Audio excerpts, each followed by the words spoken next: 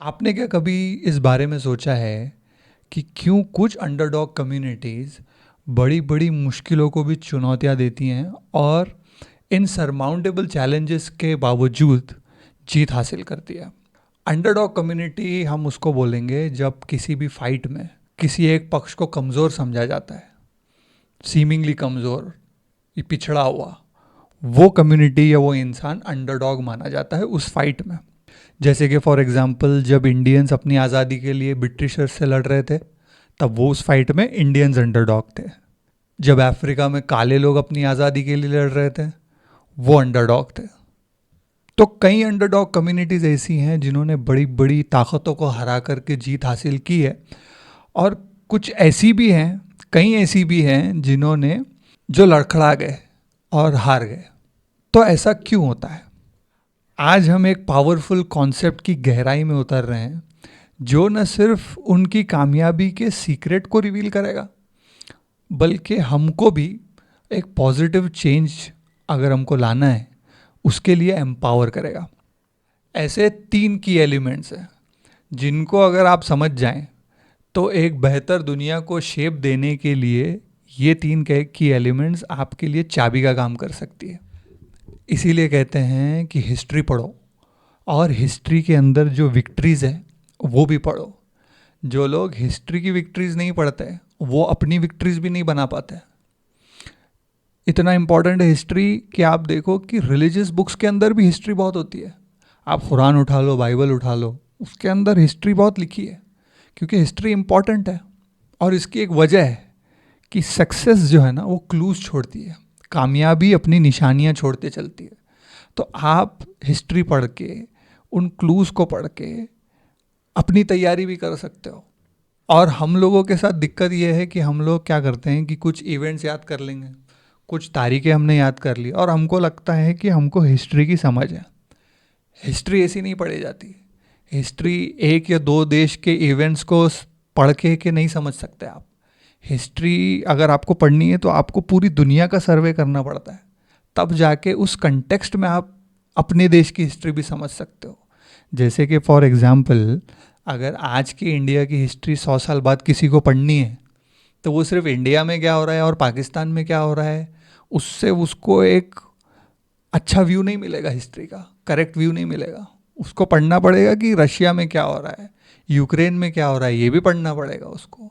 Europe में उस ज़माने में क्या चल रहा था ये भी पढ़ना पड़ेगा।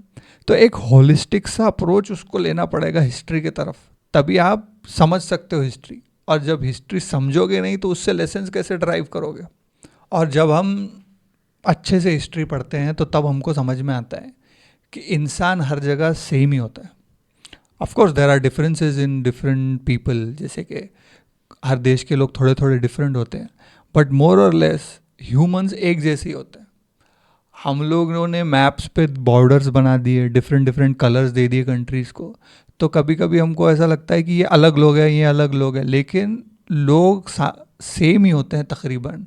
उनकी वीकनेसेस, उनकी स्ट्रेंथ्स, उनकी कामयाबी की वजह, उनके लॉ लॉसेस का रीज़न सिमिलर से होता है। तो आप इसको स्टडी करके बहुत सारे लेसन्स ड्राइव कर सकते हो। इंसान को अपनी साइंटिफिक एडवांसमेंट के ऊपर बड़ा फ़ख्र है।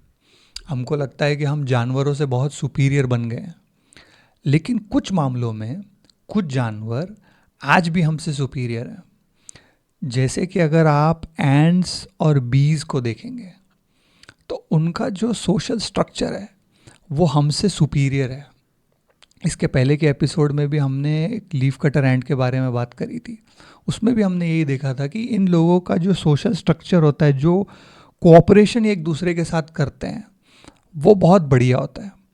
और इनके अंदर sacrifice of individual for the greater good of community की समझ भी हमसे ज़्यादा होती है। ये चीज़ें हम आज भी इनसे सीख सकते हैं। जैसे कि गांधी जी, दूसरे फ्रीडम फाइटर्स जब इंडिया की आज़ादी के लिए लड़ रहे थे, तो वो देश की आज़ादी के साथ साथ इंसानियत के लिए भी लड़ रहे थे। तो ये सारी चीज़ें हमको हिस्ट्री से समझ में आती है जब हम हिस्ट्री को पूरी तरह से पढ़ते हैं। तो क्या है वो 3 चीज़ें जो बहुत ज़्यादा इम्पॉर्टेंट है कोई भी अंडरडॉग कम्युनिटी की जीत के लिए? अगर आपको गरीबी से लड़ना है, आपको इनजस्टिस से लड़ना है, आपको इलिटरेसी से लड़ना है, तो आपके लिए ये 3 कॉन्सेप्ट, ये की एलिमेंट्स जानना बहुत ज़्यादा ज़रूरी है. इसके बिना कामयाबी नामुमकिन होती है. So number 1, a cause worth fighting for. लड़ने की एक ऐसी वजह जिसके लिए लड़ना जायज़ हो. ये आपके लिए बहुत ज़्यादा ज़रूरी है. ये आपके स्ट्रगल का फाउंडेशन बनेगा. और एक कंपेलिंग कॉज जब आपके पास होता है तो आपके लोग जो इस स्ट्रगल में आपके साथ हैं वो मोटिवेटेड रहते हैं. क्यों? क्योंकि उन लोगों को सैक्रिफाइसेस देनी पड़ेगी. तो एक अच्छा कॉज, एक जायज़ कॉज होगा तभी वो सैक्रिफाइसेस देंगे. और जब आपके पास एक जायज़ कॉज होगा ना, तो आपको बाहरी सपोर्ट भी मिलेगा. दूसरी कम्युनिटीज़ के मन में भी आपके लिए सिंपैथी होगी, वहाँ से भी आपको सपोर्ट मिलेगा. वो जीत के लिए बहुत ज़्यादा ज़रूरी होता है. अगर आपके पास ये नहीं है, एक कंपेलिंग कॉज नहीं है, तो आपकी कम्युनिटी मोटिवेटेड नहीं रहेगी. एडवर्सिटी और मुश्किलों के बीच में वो जवाब दे देंगी और बाहरी सपोर्ट भी आपको नहीं मिलेगा. इसलिए नंबर 1 ये बहुत ज़्यादा ज़रूरी है. नंबर 2, एक ऐसा लीडर जो आपके कॉज के लिए मरने को भी तैयार हो. अंडरडॉग कम्युनिटी के स्ट्रगल में या किसी भी स्ट्रगल में लीडरशिप की बहुत ज़्यादा अहमियत होती है. लेकिन एक ऐसा लीडर जो पर्सनल सैक्रिफाइसेस देने तैयार है और अल्टीमेट सैक्रिफाइस अपनी ज़िंदगी का भी देने तैयार है, वैसा लीडर उस कम्युनिटी के लोगों को मोटिवेशन देगा. वो एक सिंबल बनेगा कमिटमेंट और डेडिकेशन का, और उसका अपना कमिटमेंट लोगों को इंस्पायर करेगा. जैसे for example Nelson Mandela, Gandhi ji, ये अल्टीमेट सैक्रिफाइसेस देने के लिए तैयार थे अपनी ज़िंदगी में, इसीलिए लोग भी इनको सपोर्ट करते थे. एक लीडरलेस मूवमेंट अगर होगी तो उसमें ना कोऑर्डिनेशन रहेगा, ना विजन रहेगा, और आपकी कम्युनिटी ही कमज़ोर रहेगी. आपके इंटरनल डिविजन्स हो जाएंगे, एक्सटर्नल प्रेशर्स में आप क्रैक कर जाओगे. एक लीडर जो खुद सैक्रिफाइसेस देने तैयार नहीं है, वो दूसरों को क्या इंस्पायर करेगा. तो नंबर 2, लीडर जो अल्टीमेट सेक्रीफाइस देने तैयार हो, वो भी बहुत ज़रूरी है. नंबर 3 और सबसे इम्पॉर्टेंट, इन्वॉल्वमेंट ऑफ विमेन. औरतें हमारी पॉपुलेशन का सिग्निफिकेंट पोर्शन होती है. ऑलमोस्ट 50% होती हैं औरतें. और आप सोचो कि आप एक जंग के लिए जा रहे हो और आपने 50% ऑफ द फौज घर पे छोड़ दी, तो आप मैसिवली अंडर यूटिलाइज हो गए. औरतों को एक्सक्लूड करने की हमारी बहुत गंदी आदत है, लेकिन यही हमारे हार की वजह बनती है. हर बार किसी भी कॉज में औरत एक अपना यूनिक पर्सपेक्टिव लेके आती है. उसके टैलेंट अलग होते हैं आदमियों से, जो हर कॉज के लिए इम्पॉर्टेंट रहेंगे. अगर आप आपकी कम्युनिटी के आधे से ज़्यादा टैलेंट को इन्वॉल्व ही नहीं करोगे स्ट्रगल में, तो आप सक्सेसफुल हो ही नहीं पाओगे. आप मैसिवली अंडर यूटिलाइज्ड आर्मी रहोगे. आपकी कम्युनिटी का पोटेंशियल एकदम लिमिटेड हो जाएगा. किसी भी टाइप के कॉज में आपको औरतों को इन्वॉल्व करना बहुत ज़्यादा ज़रूरी है.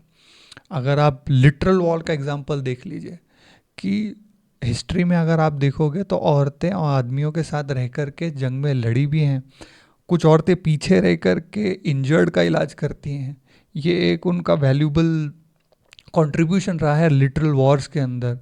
और अगर आपको गरीबी से लड़ना है, आपको इलिटरेसी से लड़ना है, तो वो आप बिना औरतों के कामयाबी हासिल कर ही नहीं पाएंगे.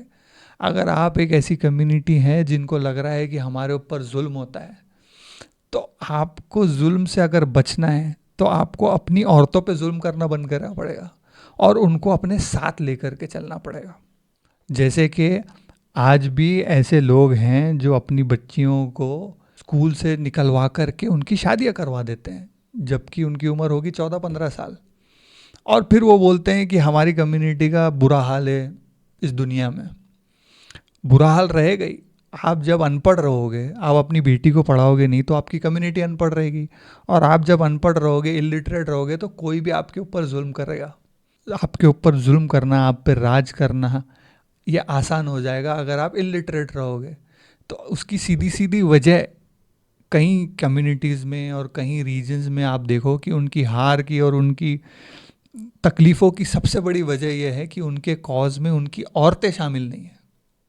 तो औरतों की कद्र करना सीखो। बिना औरतों के हम कोई कॉज में जीत हासिल ही नहीं कर सकते।